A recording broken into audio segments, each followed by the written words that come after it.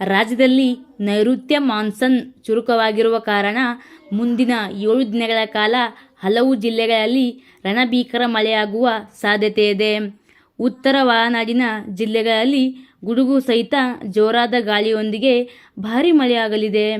ದಕ್ಷಿಣ ಒಳನಾಡು ಜಿಲ್ಲೆಗಳಲ್ಲಿ ಅಲ್ಲಲ್ಲಿ ಚದುರಿದಂತೆ ಹಗುರದಿಂದ ಸಾಧಾರಣ ಮಳೆಯಾಗುವ ಸಾಧ್ಯತೆಯಿದೆ. ಕರಾವಳಿ, ಮಲೆನಾಡು ಮತ್ತು ದಕ್ಷಿಣ ಒಳನಾಡು ಜಿಲ್ಲೆಗಳಲ್ಲಿ ಅಲ್ಲಲ್ಲಿ ಚದುರಿದಂತೆ ಸಾಧಾರಣ ಮಳೆಯಾಗುವ ಸಾಧ್ಯತೆಯಿದೆ. ಕರಾವಳಿ ಭಾಗದ ದಕ್ಷಿಣ ಕನ್ನಡ, ಉಡುಪಿ ಮತ್ತು ಉತ್ತರ ಕನ್ನಡ ಜಿಲ್ಲೆಗಳ ಹಲವೆಡೆ ಹಗುರದಿಂದ ಸಾಧಾರಣ ಮಳೆಯಾಗುವ ಸಾಧ್ಯತೆಯಿದೆ. ಉತ್ತರ ಒಳನಾಡಿನ ಬಾಗಲಕೋಟೆ, ಬೆಳಗಾವಿ, ವಿಜಯಪುರ, ಬೀದರ್, ಧಾರವಾಡ, ಗದಗ, ಹಾವೇರಿ, ಕಲಬುರಗಿ, ಕೊಪ್ಪಳ, ರಾಯಚೂರು ಮತ್ತು ಯಾದಗಿರಿ ಜಿಲ್ಲೆಗಳ ಹೆಚ್ಚಿನ ಸ್ಥಳಗಳಲ್ಲಿ ಗುಡುಗು ಸಹಿತ ಮಳೆಯಾಗುವ ಸಾಧ್ಯತೆಯಿದೆ.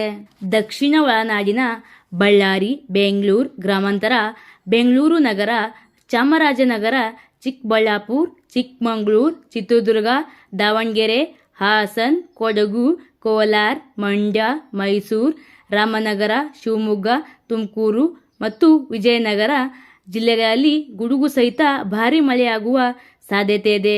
ಬೆಂಗಳೂರಿನಲ್ಲಿ ಸಾಮಾನ್ಯವಾಗಿ ಮೋಡ ಕವಿದ ವಾತಾವರಣ ಇರಲಿದ್ದು ಹಗುರದಿಂದ ಮಧ್ಯಮ ಮಳೆಯಾಗುವ ಸಾಧ್ಯತೆಯಿದೆ. ಗರಿಷ್ಠ ಮತ್ತು ಕನಿಷ್ಠ ತಾಪಮಾನ ಕ್ರಮವಾಗಿ 28 ಡಿಗ್ರಿ ಸೆಲ್ಸಿಯಸ್ ಹಾಗೂ 20 ಡಿಗ್ರಿ ಸೆಲ್ಸಿಯಸ್ ಇರಲಿದೆ. ಎಲ್ಲೆಲ್ಲಿ ಮಳೆ ದಾಖಲು? ಬೆಳಗಾವಿ ಜಿಲ್ಲೆಯ ಅಂತಣಿ ಭಾಗದಲ್ಲಿ 6 ಸೆಂಟಿಮೀಟರ್ ಮಳೆ ದಾಖಲಾಗಿದೆ. ಬಾಗಲಕೋಟೆ ಜಿಲ್ಲೆ ಮಹಲಿಂಗಪುರದಲ್ಲಿ 4, ಕೊಪ್ಪಳ 3, ಗೋಕಾಕ್, ಬೀದರ್, ಕುಷ್ಟಗಿ, ಕಾರಕಾಳ, ಗಂಗಾವತಿ, ಬಾಲ್ಕಿ, ರಬಕವಿ, ಮುದಗಲ್, ಮುಸ್ಕಿ, ಮಧುಗಿರಿ, ಹಿರಿಯೂರು, ಚಿತ್ತಾಪುರ, ಭಾಗಮಂಡಲ, ಬೆಳಗಾವಿ, ಬಾದಾಮಿ, ಆಲಮಟ್ಟಿ ಭಾಗದಲ್ಲಿ ಮಳೆ ವರದಿಯಾಗಿದೆ. ಮುಂಗಾರಿನ ಚಲನೆ ಹೇಗಿದೆ? ಪಶ್ಚಿಮ ರಾಜಸ್ಥಾನದ ಕೆಲವು ಭಾಗಗಳಿಂದ ನೈಋತ್ಯ ಮಾನ್ಸೂನ್ ಇದು ಹಿಂದೆ ಸೇರಿದೆ.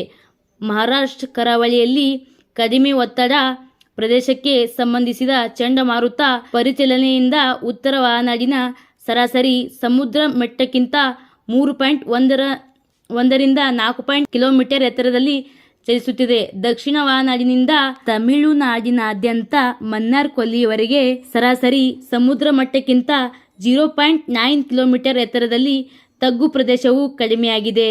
ನೈಋತ್ಯ ಮಾನ್ಸೂನ್ ಹಿಂದು ತೆಗೆದುಕೊಳ್ಳುವ ರೇಖೆಯು ಗಂಗಾನಗರ, ಜೋಧಪುರ ಮೂಲಕ ಹಾದು ಹೋಗುತ್ತದೆ.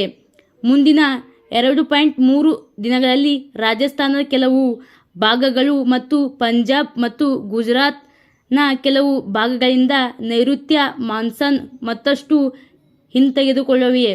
ಉತ್ತರ ತೆಲಂಗಾಣ ಭಾಗದಲ್ಲಿ ಚಂಡಮಾರುತದ ಪರಿಚಲನೆಯು ಈಗ ಸರಾಸರಿ ಸಮುದ್ರ ಮಟ್ಟದಿಂದ 4.5 ಕಿಲೋಮೀಟರ್ ವರೆಗೆ ವಿಸ್ತರಿಸಿದೆ.